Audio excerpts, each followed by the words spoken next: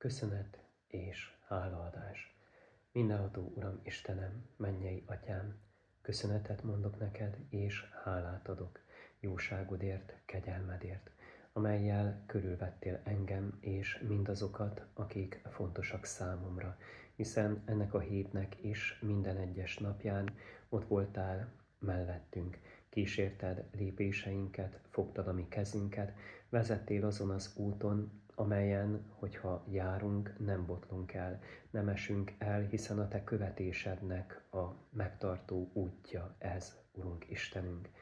Köszönöm tehát azt, hogy vagy számunkra, és hogy mi értékesek vagyunk neked. Köszönöm azt, hogy tied lehetek, hiszen hogyha a te tulajdonod vagyok, akkor abban benne van az is, hogy értékes vagyok számomra, a legértékesebb, akiért önmagadat áldoztad, mindenható Jézusom.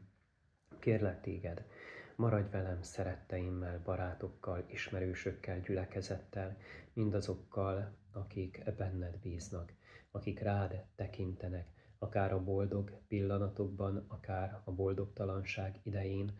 Te vagy az, Uram Istenem, aki mellettünk vagy, aki nem feledkezel meg rólunk, aki megtartasz hűségesen és vezetsz bennünket, míg végül célba nem érkezünk. Így kérlek téged alázattal és hittel, hallgass meg könyörgésemben.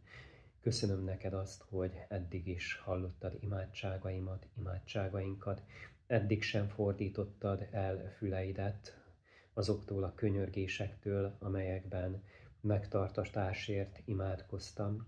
Uram Istenem, hálát adok neked tehát, és megköszönöm azt, hogy te kegyelmesen, jó indulattal, atyai szeretettel és jósággal viseltetsz irántunk. Nem bűneinket nézed, nem kéred számon hibáinkat, botladozásainkat, tévedéseket és rosszul meghozott döntéseket, hanem adsz esélyt arra, hogy visszataláljunk te hozzád, esélyt arra, hogy megújuljon a mi életünk, esélyt arra, hogy a te utadon járva végül célba érkezzünk. A mi Urunk Jézus Krisztusunkért kérlek alázattal hallgassd meg ezt a könyörgést. Amen.